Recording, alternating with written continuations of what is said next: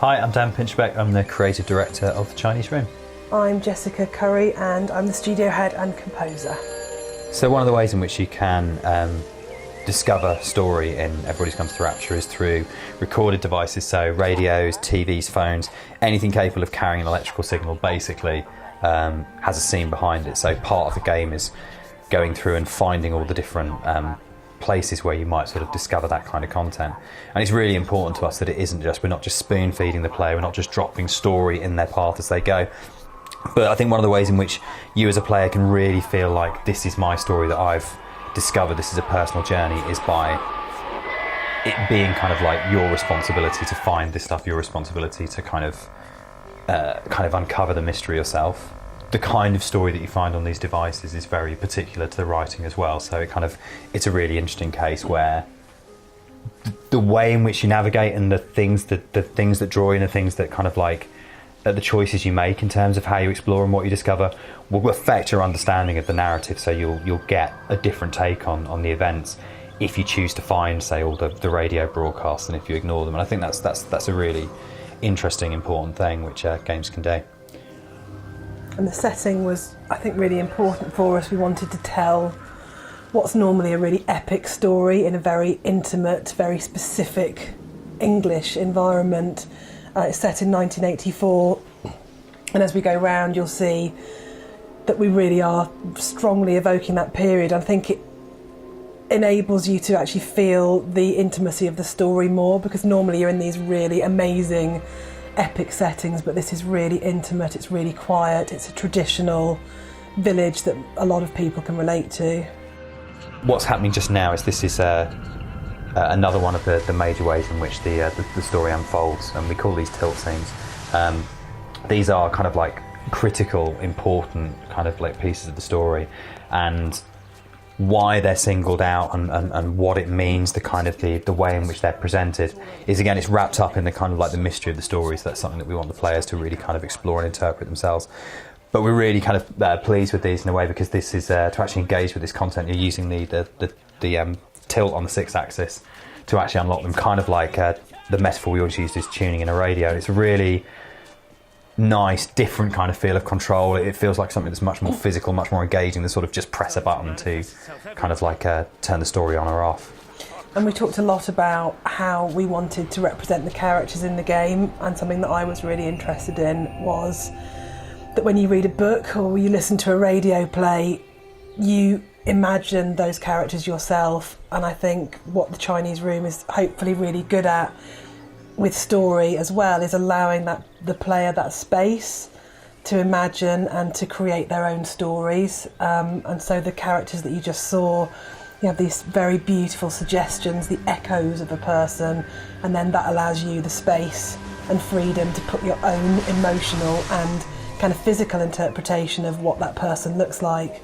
One of the things that we've always really focused on in our games is kind of like, I think that really draws us to games is the sort of the sense of just being in the world, just being saturated in the place and feeling the atmosphere of it. And that's something that was really important to us with Rapture, of like, there's kind of like, there is this story to engage with, there's a mystery to be solved, there's a very kind of like emotional connection to be made, but there's also just that amazing feeling that you get of just being there that I absolutely love from games. And games do, you know, it's what they do better than any other medium, is just that sense of just, I'm here and it feels amazing to be here and I'm really engaged. This is a really incredibly affecting space. And we talked a lot about that in terms of making sure the player had kind of like space to breathe emotionally and room to just kind of like feel what was going on and reflect.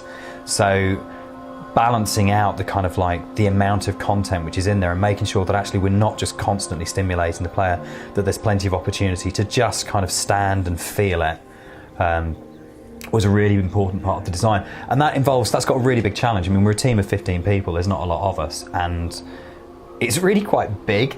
And part of the reason why it had to be so big, and we built the world and then we actually ended up making the world about 50% bigger once the content had gone in, because we realised the content was just going kind of bang, bang, bang, bang, one scene after the next, and there was never an opportunity to just go, I'm just going to walk along a road, I'm just going to cross a field, I'm just going to stand behind this tree and just soak up what's been going on around me.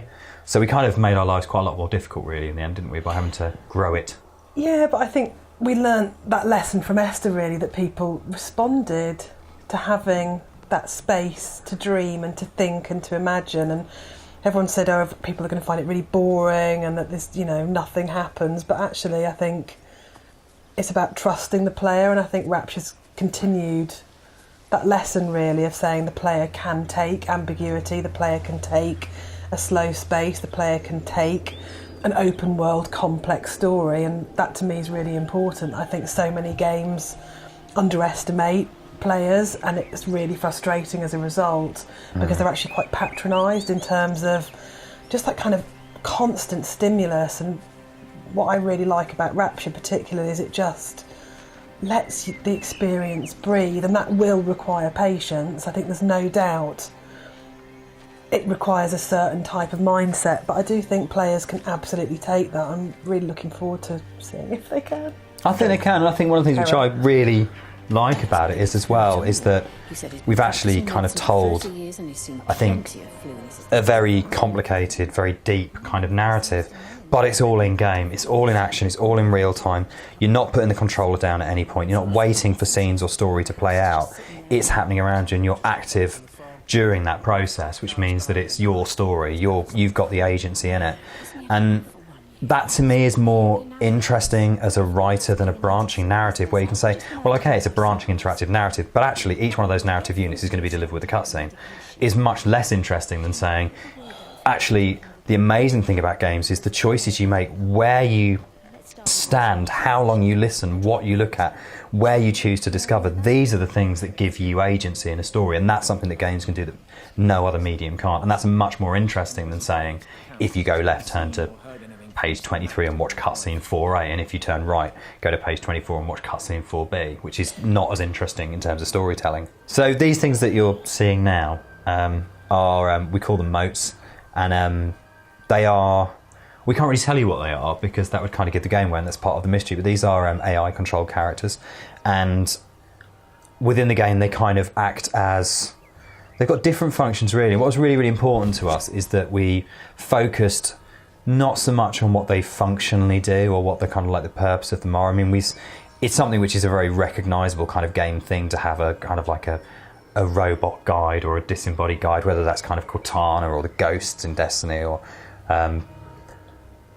it's a very, very kind of got that thing of it. It's kind of like it helps kind of like helps you understand the world and this kind of stuff. The key thing for us when we were developing those was to really focus on the sense of life of them. And an early conversation we had when we first started designing the AI was saying the only function we want them to really have is to feel as if they are part of the world and to make the player engage with them as if they're part of the world rather than the game mechanic, which is actually really hard. We found it much easier to make something which is mechanically functional than it is to make something which has a sense of agency and is kind of effective in that way.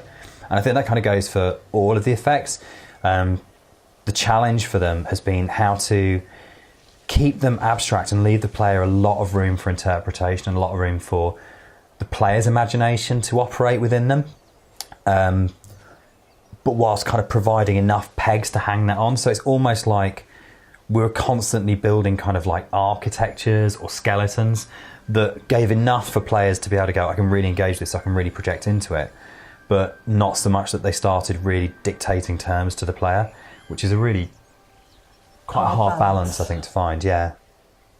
Obviously, one of the things that's really, really important is the kind of historical timeline of the game as well. That as well as trying to capture a really definite sense of place, we wanted to really capture a definite sense of time, and we set it very specifically. It's the 6th of June 1984. It's not the 80s. It's an absolute kind of like period, and that's been interesting for particularly for the art and audio teams to sort of say, we don't want this to be an exercise in nostalgia, but we do want to really try and find the very specific feel of that era. And it's so important to the narrative in terms of, it's an apocalyptic narrative, and the 80s were sort of with the Cold War and kind of like the emergence of AIDS and Thatcherism, mining. Yeah, it was a very uncomfortable kind of like quite a paranoid kind of era growing up in it. And it was really kind of difficult to kind of say, we don't want to kind of smash the players around the head with this, but we really want to make sure this isn't just anywhere, anytime, but we think it helps kind of make you care about the story and the characters, that you can really situate them in that sort of time and place. I think as well it's very connected to the age that we are in our early 40s. This was our childhood, and I think it's so imbued with that sense in a way of the fear that you feel as a child, and that kind of fear about the apocalypse that was completely so relevant to us at that age. Watching threads at school, being given literature at school about the apocalypse. It When the Wind Blows. Yeah, When the Wind Blows, Raymond Briggs. It was very, very live as an issue for us. I suppose it's quite a personal exploration as well, really. Yeah, I think so. And I think that shows in the game, and I think that, you know, kind of radiates from us down to the team, even the team that weren't even born when the game is set, which is really frightening.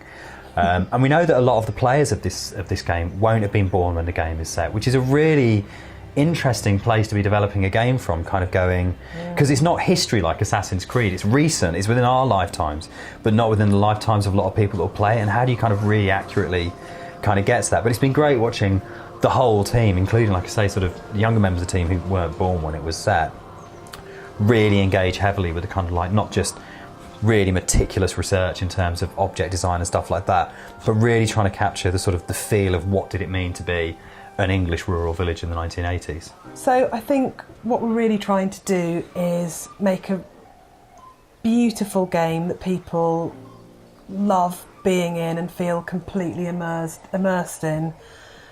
It's difficult to know how people are going to respond to this game, but it's been made with a lot of love and a lot of passion, and I just think it does something really, really different, actually. Yeah, I think it is that thing of kind of going, it's a game that we really, really believe in. It's a game that you know, it's great that Sony really, really believe in as well. And it's just, I think kind of it's nice to be in that sort of situation of going, sort of love it or hate it. It's not like anything else out there.